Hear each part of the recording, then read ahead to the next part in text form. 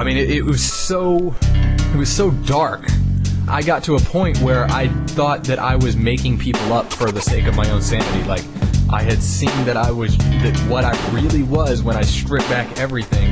I'm just like a single point of consciousness in nothing, with no sense of up or down, left or right, nothing. Just alone, without any light or dark, just a single speck, without any sort of physical manifestation. So the conclusion I came to was that this life is just some sort of deep, like, meditational state to keep myself sane, to make myself believe that I'm not actually alone in this. And I was there for like 3 days, so it was like nothing anybody could tell me. There's nothing you can tell a person who's in that mindset, because they just feel like it's them talking to themselves. You know, they feel like it sounds silly when I say it, but that's how I genuinely felt. And it's the darkest, most terrifying.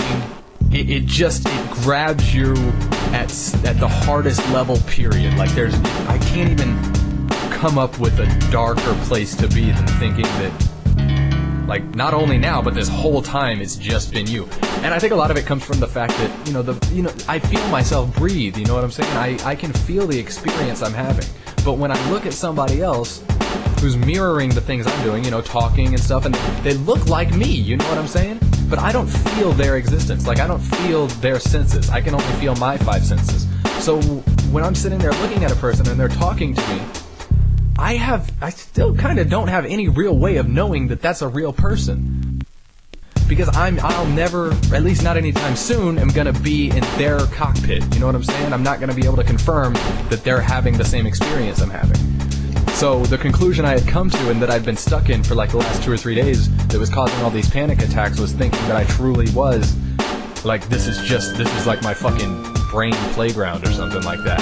And that's why, like, the universe just goes on forever, and, like, black holes don't actually have, we don't know what's on the other side of a black hole, because I haven't made that yet and shit. I mean, it sounds crazy. I understand that it sounds crazy, but you have to understand that when your brain is flooded with adrenaline, or serotonin, which is thus adrenaline, and dopamine. The dopamine is something that's mainly, well, you don't get as much of it in your life, but you can really stimulate a lot of dopamine into your brain.